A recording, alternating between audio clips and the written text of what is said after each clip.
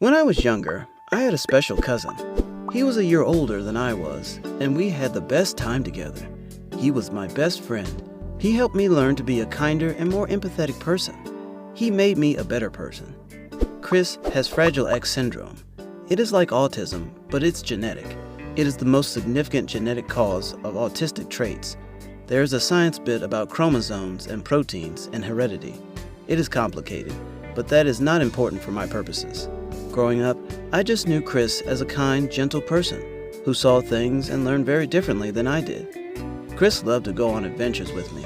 He loved the water and to go swimming. Chris loved trains and insects. I knew he was different from most of my friends and family members, but as a little kid, I liked that.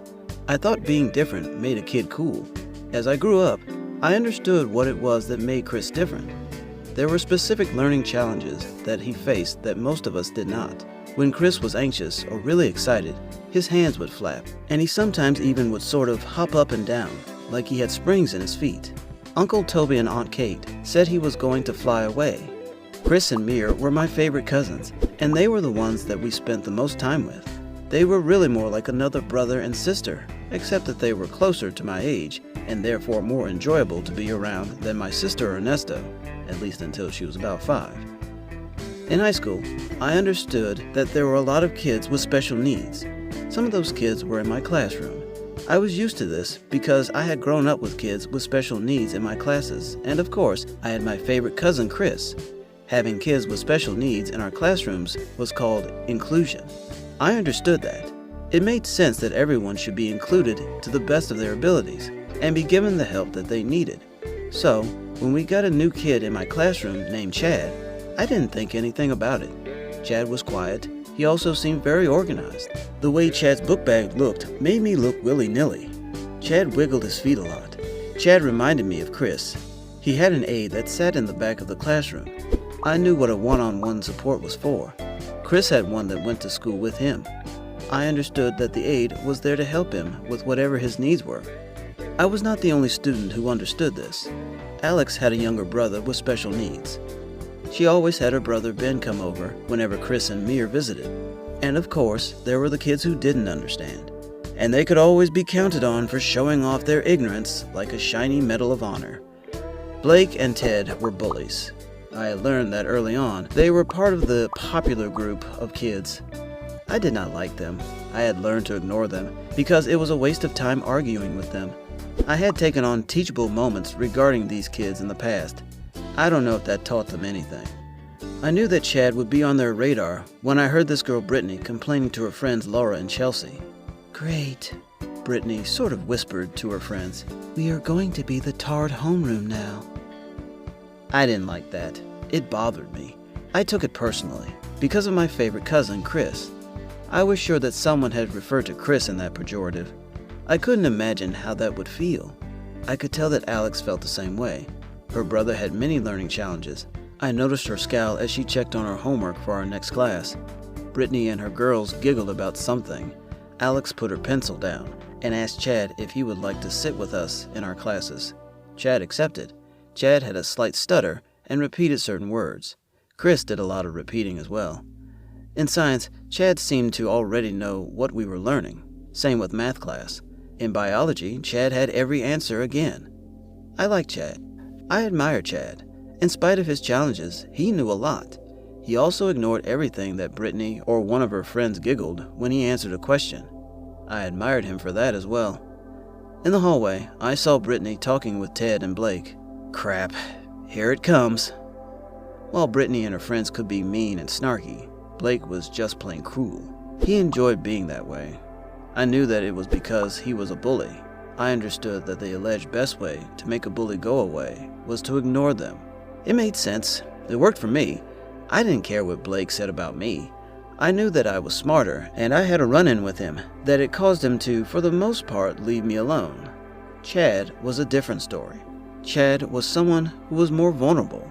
And being a bully, Blake targeted vulnerable kids like a heat-seeking missile. "It's the Tard class." Blake laughed as we walked by. "If I just ignore it, it'll go away," Chad said quietly to himself. "Did you just call me it?" Blake was making his way over to us. Chad didn't say anything, We just kept walking. Alex walked with him. "Hey, I'm talking to you." Blake continued his harassment. "Are you deaf as well as a retard?" Blake pronounced it retard. I hated that word. I couldn't stand hearing someone use it, especially in a deliberately hurtful way. Chad kept walking, looking at the ground and quietly repeating his mantra. "I don't like being ignored," Blake persisted, "especially by a tard." Chad held on tightly to his books. "Cut it out, Blake," Alex roared. "Aw, Alex has a new tard boyfriend," Blake continued. "He must remind Alex of his retard brother." I couldn't take it anymore. "Blake, do you even know what retard means?" I was mad. I had almost gotten into a fight with Blake and had gotten the better of him with minimal violence. I had demonstrated that I was more skilled than he was, thanks to classes whose purpose was to teach me focus and discipline. "That?" Blake pointed at Chad, who was looking at the ground, frozen where he was. I could see how uncomfortable he was.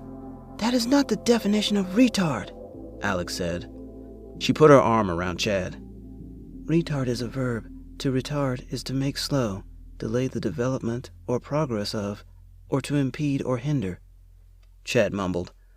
I positioned myself in between Blake and Chad and Alex. "Chad just gave us the definition," I said, "and he isn't doing any of those things. You are. You are hindering Chad and Alex and me. You are the definition of retard, and you need to stop." "Whatever," Blake said and walked off, accompanied by his friends. This was his go-to response for situations that he was at a disadvantage. Blake was not just a bully. He was like all bullies, a coward. "You didn't have to do that," Chad said. "I am used to people like him." "You shouldn't be," I said. "Nobody should be used to people who treat others like that," Alex said. It is true. Nobody should be used to being treated like that. Nobody should be used to people who treat others like that. I knew that then, and I know it now. That wasn't the lesson that I learned from Chad and that day. What I did learn was that while Blake and people like him are cowards, Chad was not. Chad was truly brave and courageous, not because of his challenges, though I am sure that contributed to his character. Chad was brave because he knew that he would encounter people like Blake, people who were cruel and would make fun of him for no reason other than to be cruel. And yet, Chad still went to school and lived in a community that he would have to face such people, and he did so with grace and kindness. People like Chad and my cousin Chris and Alex's brother are truly brave, and they set an example for all of us to be better people. Please don't forget to click on the bell icon when you subscribe so that you can be notified when we upload a new video. Watch more videos on the left, including our playlist. Thank you.